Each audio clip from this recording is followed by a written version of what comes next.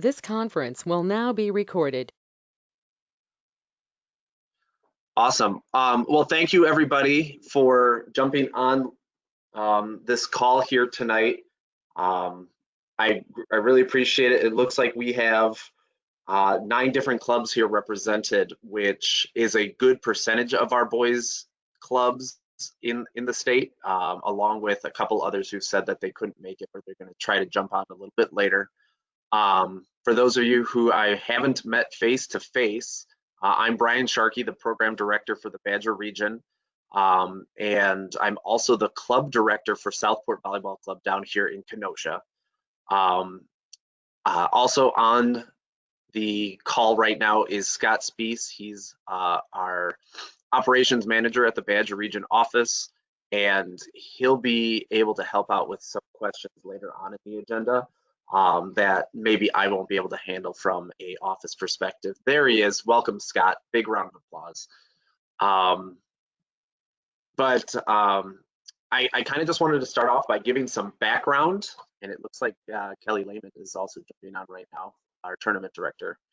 I just wanted to give some background as to what we're trying to do here and kind of the history of a boys only club director meeting. So obviously a couple weeks ago, mid-August, we ran a all club director meeting and had probably 50 or 60 clubs online, and Jen was running the meeting for everybody. And that was all well and good, and we got a lot of great information out and such, but now we're kind of getting, where the rubber meets the road for our men's and boys season. And every so often, about every other year, we've kind of gotten together in person at the Badger Region office to go over any issues that are happening or any suggestions from our boys club directors that are going to help, not only your clubs, but just boys volleyball in general in the region.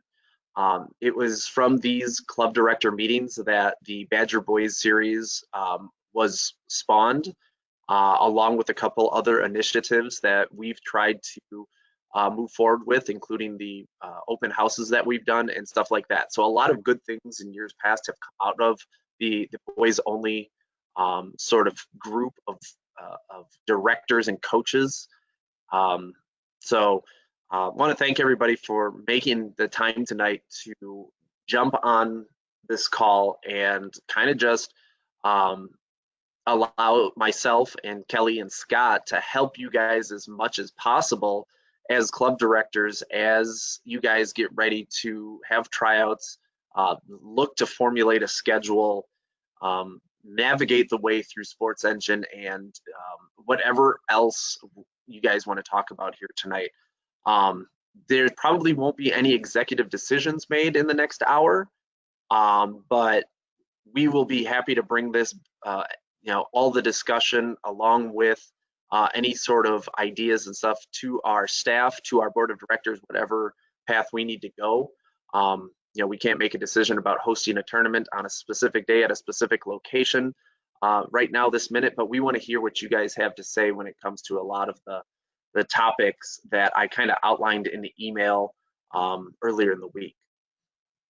So please feel free to put questions in the chat. Scott started that off a couple minutes ago. If you don't want to interrupt the flow, or turn on your camera, ask questions, contribute in whatever way possible, because I really don't want this to be me or Scott or Kelly telling you guys the way it is, because right now we don't know what it's going to be. We want to hear from you guys as to ideas you have or best practices that you think are going to help on the boys side of our sport here in the Badger region. So kind of just basing it off of the email that I sent out earlier this week, the first thing I wanted to hear from you guys is regarding the Dale Roadie. So based on current numbers and capacities that the Wisconsin Center has on its events, similar to the 25% governor mandate thing that is on again, off again, on again, off again, but still the Wisconsin Center is enforcing it in their facility, is we're not going to have space or court time for the Dale Roadie in the 3 weekends that encompass the Badger Region Championships in March. So we wanted to ask you guys, since I think all of the clubs on this call have supported the Dale Rohde event, a one-day event where it's a boys 17s and 18s division, a boys 15s and 16s division, a boys 13-14s division, and a boys 12-13s division. Um, one-day events. What we obviously want to keep the event going and keep the memory of Dale Rohde, a huge supporter of boys and men's volleyball, former member of our board, alive and going. And it's a great fundraising event, with all the good stuff that Sue Rohde helps put together. What are your guys' thoughts on the timing of the event? I propose, is January or February an option? Is pushing it all the way back to May, normally after, so what would be after the high school season for those of us in the north, um, not myself, but for Matt, who's on the call from Fox Valley Performance. What do you guys think about the timing of the event and what would be ideal for you guys? This is Damien with OBC. I would vote for earlier in the season, like that January, February timeframe, just because, we're selfishly, we're a regional club. And so we only typically have like maybe one team that goes to nationals, if that. So, by May we'd be done. We'll probably end our season after the Badger Region Champs. Yeah, and for those who have not seen the beacon or haven't seen the updates that Scott sends out, we did announce that boys are going to be the final weekend of the Badger Region Championships, which is March 28th-ish, 28th, 29th, 27th, 28th. So for a lot of the regional clubs, ending at a region championship 2-day event, I think, is a much more positive thing. 27th, 28th, just looking at a calendar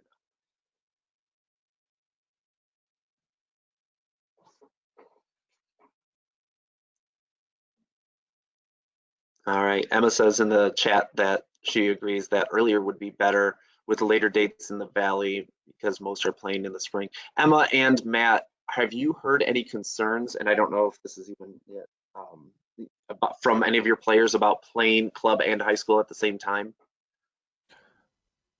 Yeah, this is Matt. I have had those questions already. We're just trying to be as flexible as possible. Me being a high school coach and then also helping out with FVP on both sides, just be as flexible with the kids as possible. But I would second what Damien said and try to keep it in January or February for the Dale Rohde.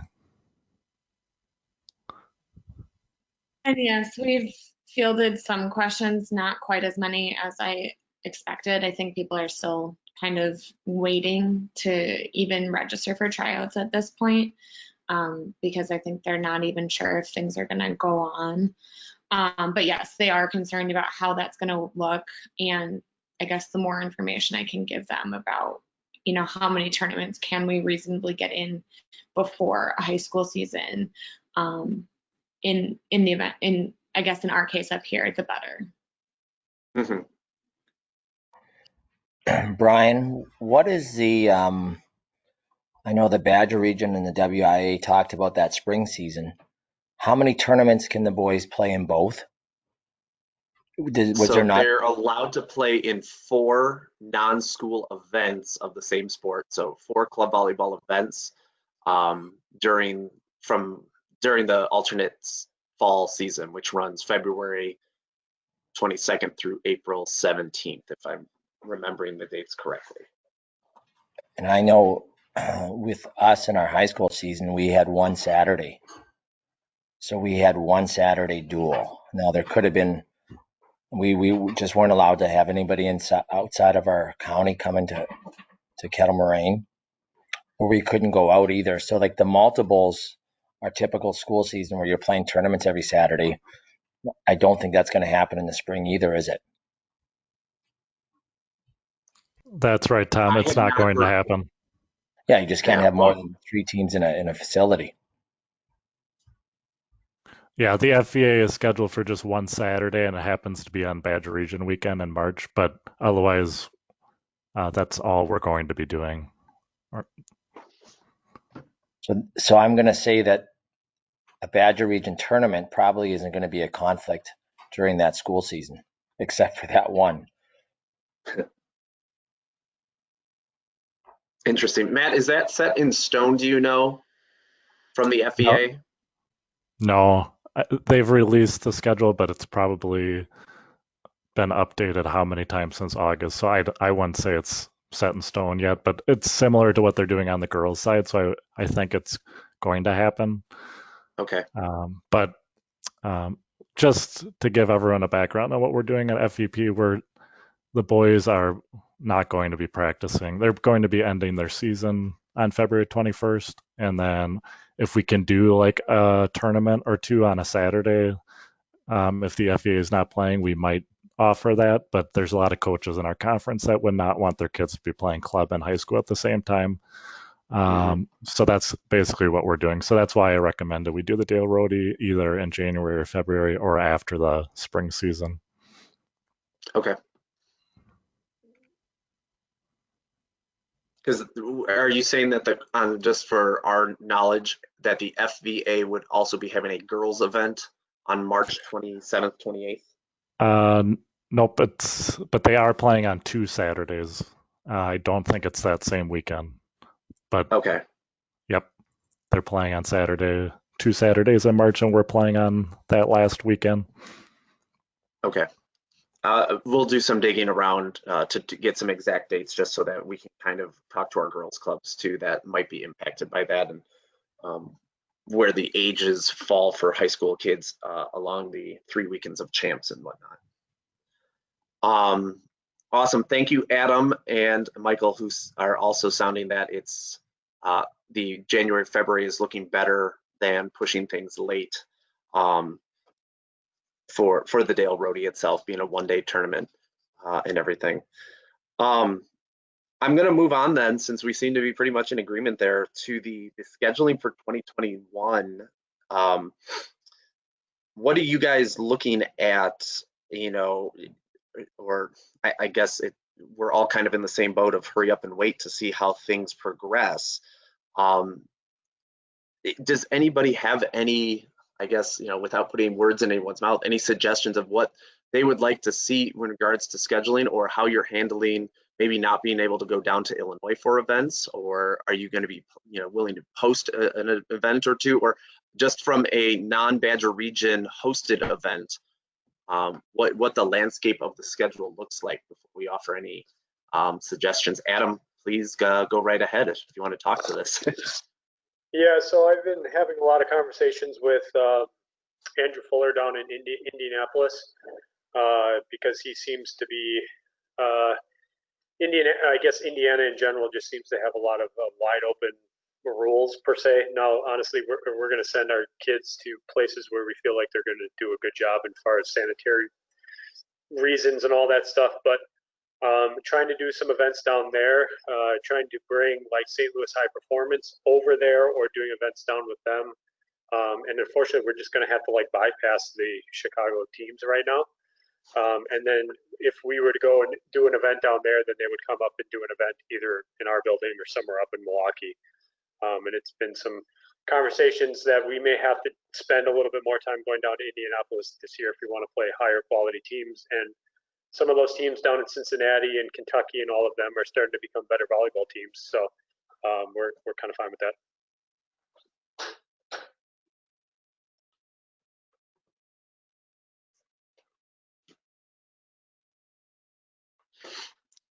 Cool. I'm just taking notes, so don't mind me.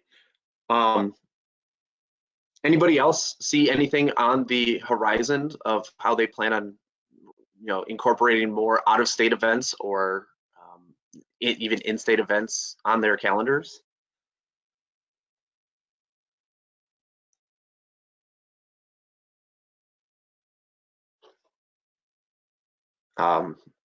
Okay, well, hearing none, there was a couple conversations that I've had with a couple club directors and such. The prospect of the Badger region trying to help coordinate more competition, whether it be at the Wisconsin Center or at some of the other facilities in the area that we have good relations with. of setting up any sort of quote unquote power league. And I'm just going to use that term, even though it might not come out to be that way. If there was any interest from the boys clubs in the state of having some sort of thing, kind of like a lot of the teams who go down to Palos, since Palos may or may not be happening this year for teams that have attended that. Is that something that our boys clubs in Wisconsin would be interested in having? Since we just started a girls power league, is there interest to do something, not maybe necessarily on the scope that they do it, but anything between the 15 or so clubs here in Wisconsin? Yeah, I mean, this is I know that that's a Oh. conversation that we've had a lot of in our building, and something that we would be comfortable with. And I have talked with a bunch of the club directors down in Illinois, and I know that if they're not allowed to send up sanctioned teams, that they would send up parent-led clubs not sanctioned by their team, and they would play in events like that or something like it if they needed to get out and play in other events. So the possibility of that growing into some sort of competitive power league per se with some of the Illinois teams would be an option as well.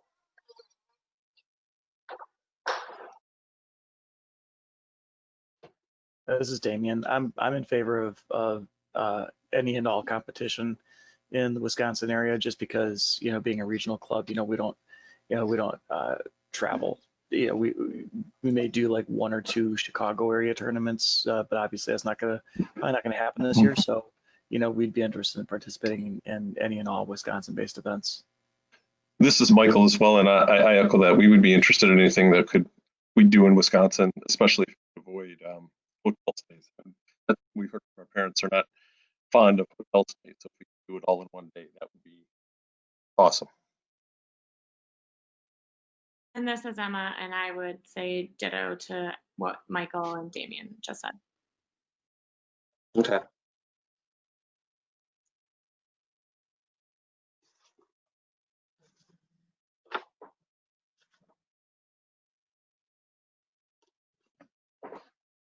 One of the complaints, or not complaints necessarily, one of the drawbacks of having limited number of boys programs in the state of Wisconsin is that we do tend to find ourselves playing some of the same teams at events like the Dale Rhodey, like the Badger Region Championships.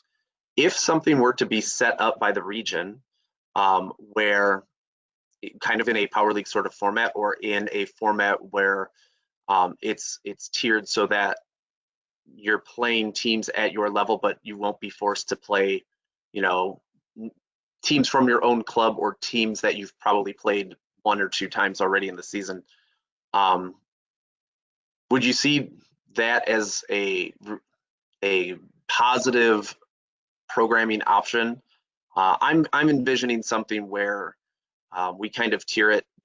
The girls have numerous levels of open and club and classic and premier and so on and so forth down the list, where we can enter X number of teams in each division, and you play every team in that division, which you'd hope would be the caliber of team that you need to be playing, and setting it up that way, just so that it prevents, we could probably schedule it to prevent same club matchups, or have a opportunity to just make sure that you're playing certain teams. And it wouldn't be necessarily a tournament where you crown a victor at the end.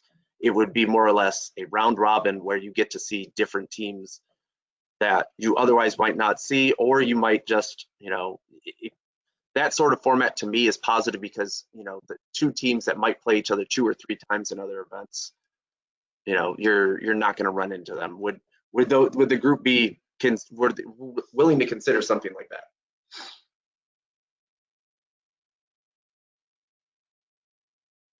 Sure, that sounds good. I'd rather play 8 teams than 4 teams twice. Okay, cool. Thank you, Michael. Yeah, I'd be in favor for that, because I think we're going to have trouble, I think, this winter playing out of state. Not that we travel a whole lot, but if we can find where would we play this, Brian? Any idea? Well, that part would be the aspect that we're still looking at right now. There's conversations we're having with a couple different facilities that we really want to explore further before, taking it, but, we do have to look at the facilities before saying, yes, we're hosting events, but we don't want to go to the facility and say, well, we might have this boys event. The coaches seem to be behind it, but we're not sure. It's kind of like we want to hear some support for, more boys events run by the region before we go out and do the legwork to make them happen. You know what I'm saying from that perspective there, Tom? Yep. Yeah. Okay. So I'm struggling right now, even in our school district. Like we're on hold for another month before we can allow outside groups, which is our club. So I have to go through it a different way to even have our tryouts. So they're not allowing outside groups unless you're affiliated with KM to practice in our school district. So I have to go through it a different way and change how we're going to run our club without having to change our name, but allow our 50 or so kids, not all KM kids, to come into Kettle Moraine School District to practice. So I'm even struggling there. So it's going to happen, but it's going to have to be a way of figuring the system out a little bit in our district so they allow kids from outside our school to come in and practice. Mm-hmm. So I'm sure, I don't know if anybody else is going through that, but Oh that's what's yeah. happening here. Yeah, Tom, this is Damien. Definitely, we actually had to drop teams this year just because we don't have anywhere to practice. We usually practice at Cedarbrook School District quite a bit, and they've closed to any and all rentals, even from us. And I'm the varsity boys coach there, so they wouldn't even rent to me. It's pretty much on lockdown except for the high school sports and the middle school sports. So yeah, I mean, I've got a place to practice on the weekends, but I've got nowhere to practice during the week right now. So I'm going through those same types of things. It's going to happen, but but how? And we had to drop teams because if we're probably only going to have 2 teams this year, just because of the lack of practice space. Yeah, I foresee that a little bit too.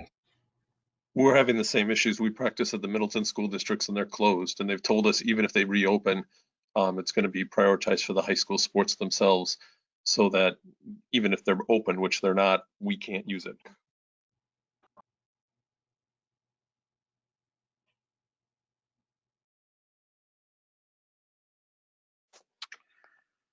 Hey, Brian, this is Kelly. I'll talk a second on what I know about facilities and tournaments. Awesome. Go ahead, Kelly. Most of you guys know that I hold 2 hats. I have the Badge Region Tournament Director, and I'm also like the facilities and tournament guy for Wisconsin Juniors. So let me talk first about Wisconsin Juniors. We're looking probably to host at least a couple Sundays of events for boys teams. We have some boys teams down in Illinois, but I'm not sure which dates to make into those boys events. I'm trying to figure that out. I was talking with Dave at Milwaukee Sting about trying to run different weekends than he was running, but I'm not sure if he's going to run single day events with his situation. So I don't really have those dates down yet. So if you have specific holes that you see that be like, we really want a tournament on January something is where your big hole is. If you let me know that, that'd be good. I've also opened up a couple of boys events in November and December because we have Illinois boys teams already practicing. And I've emailed out and had some phone conversations with some clubs in Illinois, and they're kind of standing pat right now, hoping that they're going to be able to start at least their own events up in December.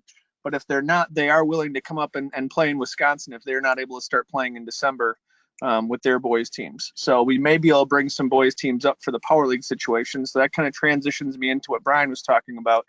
I have a phone call conversation tomorrow with the facility that we may be able to get more weekends or more time, but it's going to be a pretty pricey facility as well. So that's going to limit us somewhat as far as what we can run there and when we can run things. And I don't really know all the particulars of that, but we're hoping that's going to open up some space because from what I can see in the region, there are going to be very few facilities that are going to be running events.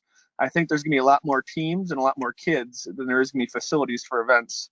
That's my worry. So we're trying to find as much room as we can for the region to open things up so kids can play.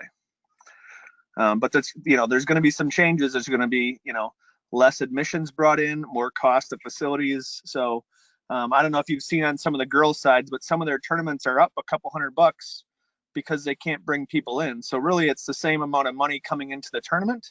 If you take out the admission money from the parents, figure $5, 30 people that come in, that's your $150. So they raise the fees $150 to $200 per tournament. to make up for that admission money. So some of that stuff could come into play too, just to prepare for that. If you see some crazy things, not that the region's going to necessarily do that, but independent tournaments may have higher prices if you want to think about that for your club fees. It just could happen if they're not allowed to bring in spectators. They got to somehow pay for the facility. So just a few things of what I've seen so far.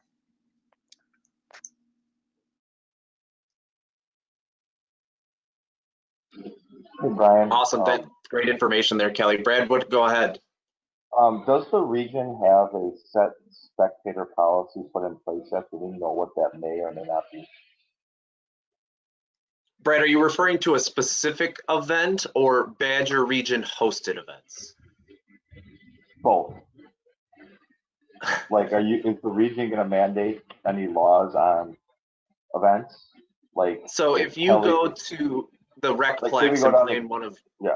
Kelly's tournaments, there might be different rules and regulations there based on what Pleasant Prairie and the Kenosha County have compared to going to the Sting Center or the Champion Center.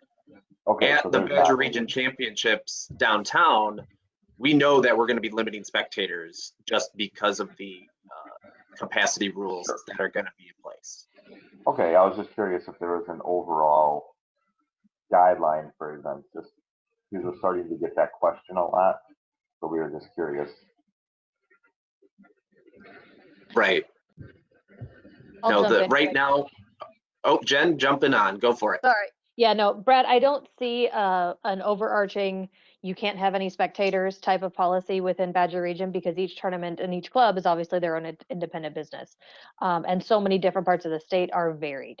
And so I think what we're working on right now is kind of overall guidelines, but I do not anticipate us having a, nobody can have spectators at events type of policy. All right, thank you.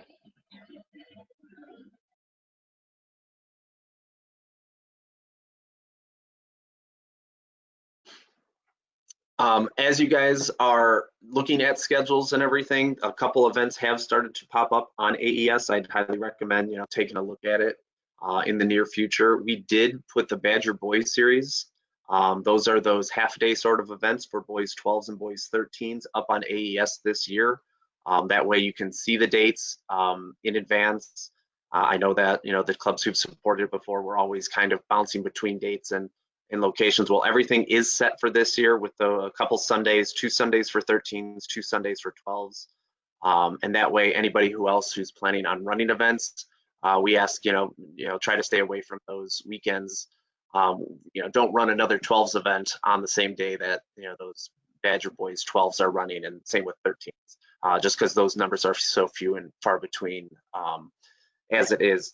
The only thing different this year with Badger Boys Series is that we are asking for, it's $50 per day for a team, which I think is very reasonable. Our costs at the facility that we're using have gone up, as well as some other things that now that we're incorporating officials into this, certified R1s who are going to be mentored at that event, which has been very positive for us. We've had some great mentors working with the young refs at the Badger Boys Series, and we'd like to continue to be able to do that and plan on it for this year. So if you guys have 12s or 13s, I know Heather Curley at RVA was just kind of curious what clubs were had a boys 12s or boys 13s team this year, because RVA does want to host a couple of boys events at Center Court, but she was not going to be able to be on the call tonight. So if you want to just put in the chat if you have a boys 12 and or a boys 13, I will be happy to send her that information sometime tonight or something like that. Anybody else have anything on scheduling? Because the remaining agenda items kind of had more to do with like housekeeping sort of things and various other topics that have nothing to do with scheduling. So does anybody have any other questions for Kelly, myself, Jen regarding scheduling? So I just got a question in chat. Sorry, I'm going to jump in quick. I got a question in chat, and I think everybody's probably interested in it. It was, do you see USAV potentially mandating any rules like they did previously, kind of to restricting the season? And my answer to that, and I think I've said this before, but I don't, because the country is so different, and it would be next to impossible to institute something like a blanket regulation. So I would anticipate local and national regulations kind of still remaining as the driving force. So if anybody has any questions about like, is our season going to be canceled? Obviously, Amazon has lost my crystal ball, so I can't tell you that. But if I had to make a prediction, I would say it would remain with the local, state, and government regulations.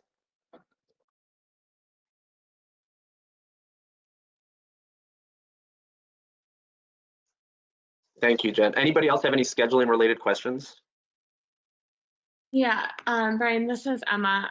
Just kind of going back to your question previously and kind of to go off of what Kelly was saying.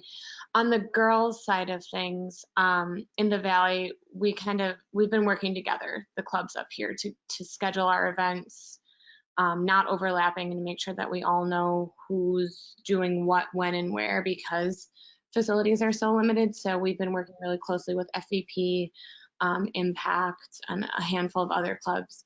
And I guess I just want to throw that out there as someone who does have access to a facility that will be allowing events that we are using, knowing that I have some dates in my pocket that I could go either boys or girls, that I'd be happy to coordinate with anyone else who's planning on hosting boys events this season to make sure that we're not overlapping ages and dates, etc.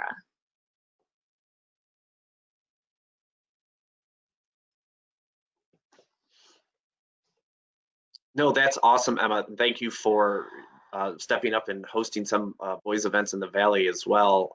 In addition to, I think FEP has one planned according to AES. What I can do is send last year's tournament director list out. And what that would allow you to do, Emma, is coordinate with other tournament directors who are maybe also on the boys side or are involved at least, who help coordinate these tournaments. And rather than trying to get a discussion going between all 15 of us on this call, you can just reach out to the 2 or 3 that I see listed here that kind of have their hands in a tournament role at their club or are heavily involved in just running tournaments in general. So I'll get that out to you, Emma, if that sounds okay. That's great. Thank you. You're welcome. Brian, this is Bob. I've just got a quick question because this is one that we get up here in Dane County on a regular basis. It's not just the scheduling, but have there started to be some uniformity in how tournaments potentially are going to be run? Thinking about keeping it safe, keeping it spacing, the cleanliness, and some of those things. Has there been some discussion of that as facilities or the Badger region? Jen, did you want to take that one? We've Sure. had a lot of discussion in the office and with other club directors, but I think hearing it from you would just keep it more uniform. Yeah, definitely. I think that we're going to be working on best practices.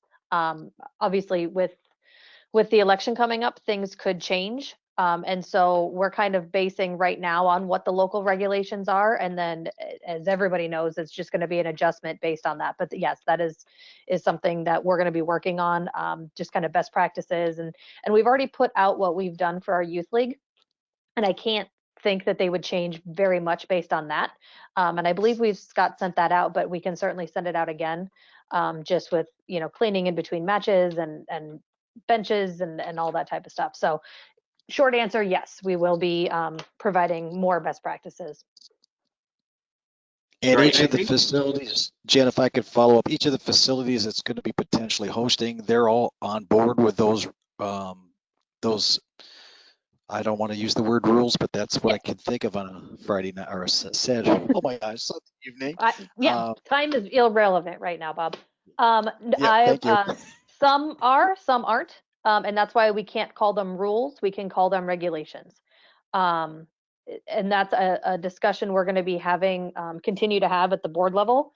And basically it comes down to USA Volleyball insurance only covers facilities and players if they are following local regulations. And so, for example, right now there's a mask mandate in Wisconsin, obviously, that we know about. That's a local regulation. If a facility decides that they're not going to follow that, that facility is then not covered by the USA Volleyball insurance. And so that's where that kind of that USA Volleyball mandate isn't going to happen as long as local restrictions are followed. And so that's where the clubs really need to be working with the facilities saying, hey, these are the rules we need to follow, and make sure that everybody's on the same page with what those regulations are and what should be done for the safety precautions.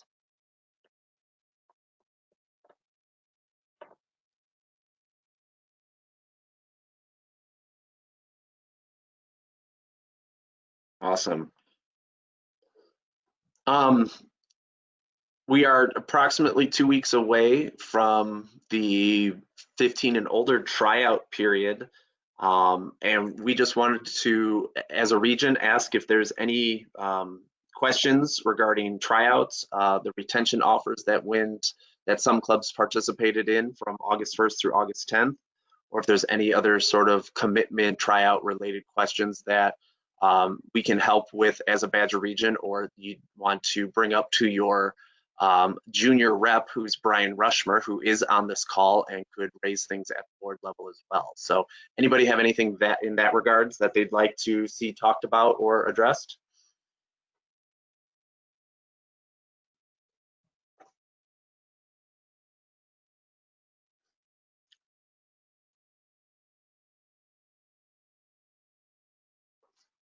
Awesome. Well, that's a positive thing. Well, we wish everybody the best of luck with their tryouts and hope they go amazing. One of the things, yeah. Just want to throw it out there too. If anybody comes up with anything over the next week, we do have a meeting a week from today. So if there is something that comes up that you think of in the next week, feel free to email me at brushmer@gmail.com, and I'll do my best to be able to address it or add it to the docket for everything on Sunday. Awesome. Thanks, Brian. If you guys have not had a 14 and under, 13 under, 12 and under tryout yet, we just wanted to take some time and really re-emphasize all the things that are kind of new and unique about Sports Engine this year. In 5 days, all of you people who were club directors and still have access to WebPoint, I highly encourage you, if you haven't done so already, make sure that you export all of your club's data from WebPoint into an Excel file. It's very simple to do, just so you have it on your desktop or at your fingertips as you're kind of going through the new steps with Sports Engine. My biggest points of conflict were making sure that the athletes were in our directory and get invited to the directory with the correct name, date of birth, email address.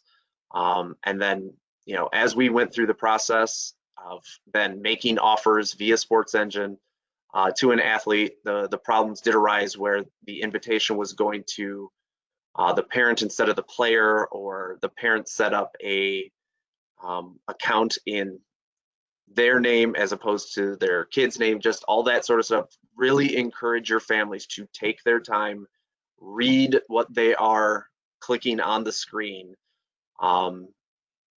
making sure that the parents get a profile in their name and put their kids under them as part of the household, and just things like that. I mean, Scott has been doing amazing of handling all the questions that have come in from the boys and girls 14 and unders over the course of the past 21 days since tryouts began, but it has been a lot. And I think as club directors, myself included, we need to do just our due diligence to make sure that our members or potential members are following the right steps, because the headaches that have kind of come up on not only from our end but the user end do get frustrating and such. So really take your time, make sure that you as a club director know what's going on in your Sports Engine account, play around in it, be ready for those random parent questions that you're going to get, because as we get closer to tryout date,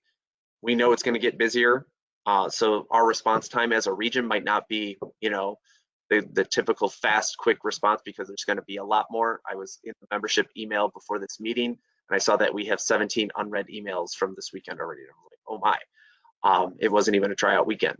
So we've got a lot going on in our office. So I just want to encourage you guys and allow you to ask any sports engines related questions at this point in the agenda, since Scott is giving up some time and is online with us now.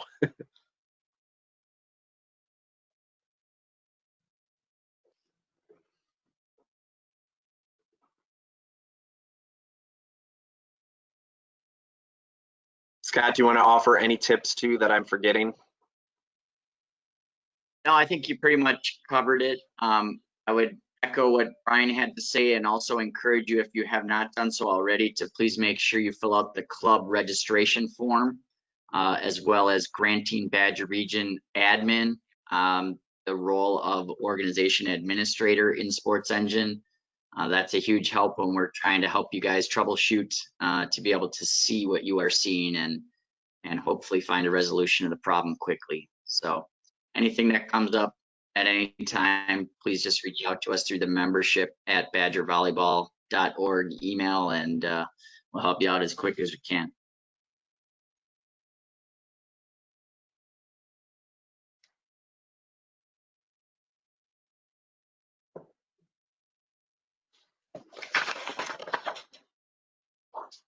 Awesome. Well, we already talked about the next agenda item on the list, and that had to do with the spring high school season and how that might be impacting your club. I like hearing from Matt and Emma that the goal is to be as flexible as possible.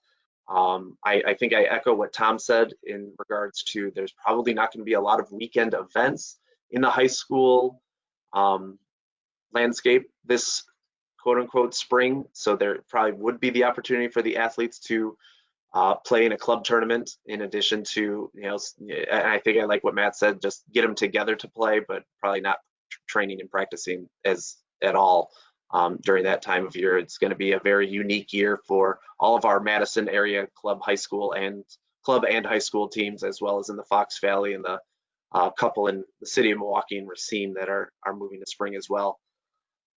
Which kind of just brings us to our last thing on the agenda was, is there anything in the high school game for us high school coaches that are on the call that you've really liked seeing, or that the WIAA guidelines, not switching sides or not doing handshakes, in addition to stuff like that, that you would like to see carried over to the Badger Region USAV side of things at our in-state events this year?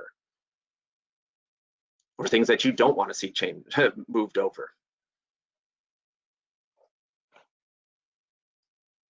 I think the not switching sides, not shaking hands. I mean, I think you kind of have to keep doing that. I mean, I don't see really a way around that. Yeah, I mean, it's going to be an interesting season. That's all I got to say. But I think what we're finding though, playing high school ball right now, is that things are working. For those of us that are playing, for the most part, we've all had players going in and out because of whether they contracted COVID or were just out based on contact tracing quarantines. But for the most part, I think that what we have in place is working. The contact tracing issues that we've had are from kids in school. We haven't had any issues with that that stemmed from matches or anything like that. So I think what's happening right now is working about as well as it can. Brian, I have a question. So during the club season, so we have kids in and out, just like Damian talked about. Contact tracing is probably the biggest one, where our kids have been home. I'm sure you've seen it. Will that restrict them from going to their club practice? I would say yes. Go ahead. Oh, I would say see yes. Jen unmuted herself. Yep, somebody else said that too, but yeah, I would say yes. I would say, just like in regular life, if someone is quarantined, they're quarantined from everything. Yeah, this is and I know. that definitely, Yeah. because I mean, I would be upset if someone was quarantined because of contact tracing from their school and they came to a club practice and potentially exposed the rest of the team. I mean, so I would say if they're in quarantine, they're in quarantine. And I'll echo that, Damien, and just add that in my normal 9 to 5 days, I work in public health, and yes, absolutely, if you are quarantined in one capacity who are quarantined in all capacities. Yep. So a little different than our schools where we know all our kids on a day-to-day basis. The club directors and team coaches will have to keep, like, they'll just have to trust that those kids showing up from practice that they don't know about from other schools are following those rules. We're just going to have to trust that, aren't we? Yeah. And I think we can use the Midwestern nice to our advantage and really kind of, and this is what we've really stressed with the youth league that we've run, and I think it's worked relatively well, is saying, okay, it's going to take everybody to get this to happen, and our job is to provide places for players to play, and that's what we all need to do. And so everybody's going to need to be truthful and honest, and we know it's not always going to work, but I think really stressing, like, hey, if you're quarantined or not, shouldn't be out, you shouldn't be at practice at all, because it'll take less time for you just to be out and then come back, rather than if everybody gets sick, then we're shut down for longer. So it's just going to be a lot of, it's going to be trust, which is terrifying. But I don't know what else we can do. Yeah, this is Scott. I would just expand on what Jen was saying, and not necessarily from a region perspective, but also up to you guys as club directors to implement what your club's policy is going to be. Whether you want to have some sort of waiver or some sort of daily screening that, they agree to in advance of the season, maybe at your parent meeting or something like that. Just so you have some sort of policy or procedure in place as to how you may handle those situations when they arise. And just going off of that, we plan for Eppley's to do basically what we did for tryouts, which everybody gets a screener every time they come in to practice. So it's all online. The expectation is that they will complete that screening before every practice. And then I will have my coaches checking to make sure that all of their athletes have completed that screener and that they pass the screener in order to be able to practice that day. And then if someone doesn't pass, then I, as a club director, will be following up on that. But I will 100% be giving my coaches the ability to say, like, you can't be at practice today, and then connect them with me. That way we can go through that. But we do that in high school right now for our high school girls season. They do a screener every day before school. If they are virtual, then they have to complete their screener right before practice. And that it's still a trust thing, but then they have to make that active decision to press the button to say that they're lying versus passively just, oh yeah, we're fine, I'm here. Emma, can you elaborate what you mean by a screener? Are you talking like a Google Doc or a QR code? I have something similar for my high school team. They have to scan a QR code daily as well as a temperature check. Okay, yeah, we're just using a Google form. And basically it's a yes, no kind of thing. And if we have it set up so that if you answered in a way that would mean that you shouldn't be at practice, then it shuts down the form right away. You can't continue with it, and then you'd have to notify somebody that, so your form wouldn't go through. You'd have to contact somebody to say my form didn't go through. Then we would follow up to say, okay, are you having symptoms today? And if they say yes, and then we say, okay, well then you can't be at practice. Or, were you in contact with somebody in the last 10 days? Yes. Okay, well then you can't be at practice today. So we're just using Google Forms for this. I would be happy to send that out. No problem. Jen, do you want me to send it to you or to this group? You can send it to me, and then I'll get it to our staff, and then we'll get it out to everybody else. Okay, no problem. Thank you. Jen, and maybe you can answer this one, as this is a story that I was hearing from a club soccer parent, was that their kid was put into quarantine for 2 weeks due to contact tracing. However, the soccer organization said, well, if you can provide 2 negative COVID tests that are not on back-to-back days, we'll let you rejoin the soccer program and you won't have to quarantine. Yeah, I mean, contact tracing is difficult because there's so many different ways of doing it. But again, that's something that I need to see what the latest regulations are going into kind of the club participation season, because I haven't looked closely at that since we were doing it with Rifle. But yes, I can see something like that as well. Right.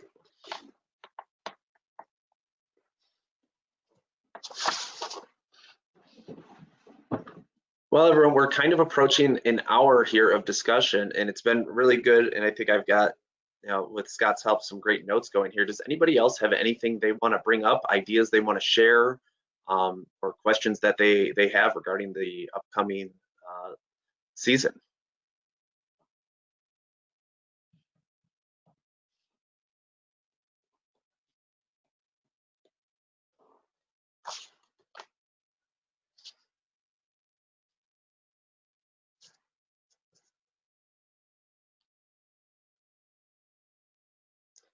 Jen, anything you want to add for the good of the group? No, I don't think so. I think, everything's on the table and everybody is going to be flexible. So, if you guys, Right. if you're doing something and you're like, oh, well, maybe this work, reach out to Sharky, let him know. We'll see if we can, we can incorporate it into something we're doing. Because I think, like I said, our goal is to provide opportunities for kids to play, whatever format that is. And I'll add the second part of that, because we do get criticized from parents sometimes, like, oh, I just want to see my kid play. Okay, our job is to provide opportunities for kids to play, not for parents to watch their children to play. I know that doesn't make parents happy, but if it's okay, your kid can play or your kid can't play because we can't have that many people in the building, I would hope, and as a parent myself, I would say, okay, well, yeah, I want my kid to play. So that's going to be, I think, the biggest struggle is the parent side of it. But I can say that with the youth league and limiting the number of parents in, it's actually worked pretty well. And so, knock on wood, I hope it's gonna continue to work throughout the club season.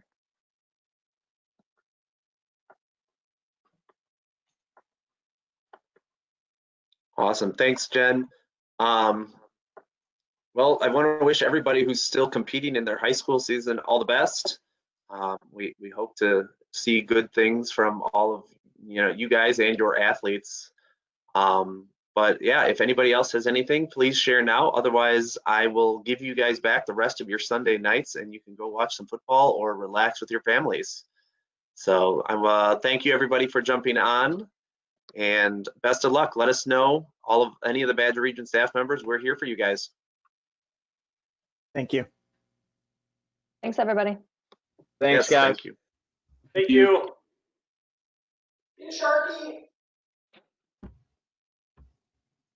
Thanks, guys.